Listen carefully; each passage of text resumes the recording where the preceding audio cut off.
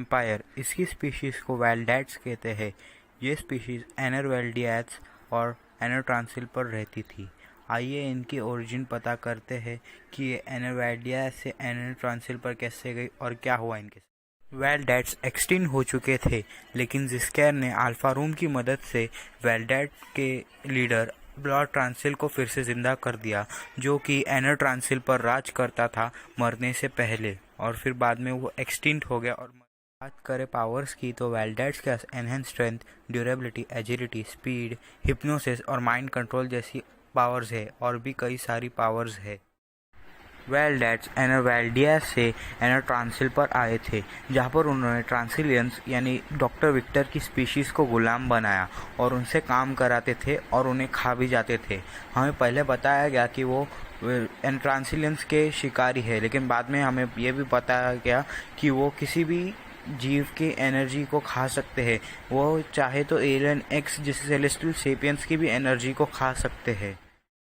वेल्डेट्स को जलकर मरने पर मजबूर कर दिया था ट्रांसिलियंस ने, जिनके साथ उनकी जंग हुई, और जंग के दौरान ही वेल्डेट्स एक्सटिंक्ट हो गए। और ये सब तब हुआ जब एज़मथ ने डीएनए कलेक्ट करना शुरू भी नहीं किया था, जिसकी वजह से ओमनिट्रिक्स में वेल्डेट्स का डीएनए नहीं है। ज़िस्केर ने अल्फा रूम की मदद से लॉर्ड ट्रांसिल को फिर से ज़िंदा कर लिया, और लॉर्ड ट्रांसिल के डीएनए से उन्होंने सभी वेल्डेट्स को फिर से ज़िंदा करने की कोशिश की थी, लेकिन बेन टेनिसन ने डॉक्टर विक्टर और हॉबल की मदद से उनके इस प्लान पर पानी फेर दिया और सभी वेल्डेट्स को मार डाला।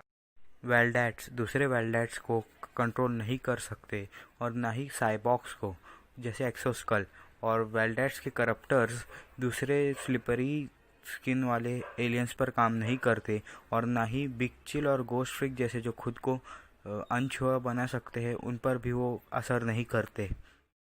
बात करें कुछ फैक्ट्स के बारे में तो वेल्डेट्स का आइडिया ड्रैकुला की स्टोरीज से लिया गया है, और वेल्डेट्स एक अकेली शिकारी स्पीशीज ओमनिट्रिक्स में अवेलेबल है, और वैम्पायर और लॉर्ड ट्रांसिल अकेले वेल्डेट्स बचे हैं यूनिवर्स में। बेन 23 का जो वेल्डेट है उसने उसका नाम बैड डूड रखा है, और जो बेन ज़ारो के पास भी वेल्डेट अनलॉक है, लेकिन उसका नाम उसने अब तक कुछ नहीं रखा।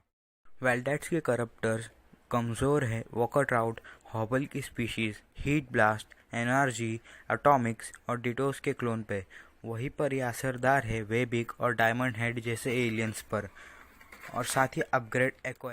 लॉर्ड ट्रांसिल अभी भी जिंदा है, क्योंकि डॉक्टर विक्टर ने उसे कॉफिन में डालकर सन के पास छोड़ा था, मारा नहीं था। और एनरवेल्डियास जो वेल्डेट्स का होम प्लैनेट है, वो अब तबाह हो गया है, जब भी सब वेल्डेट्स एक्सटिंक्ट हो।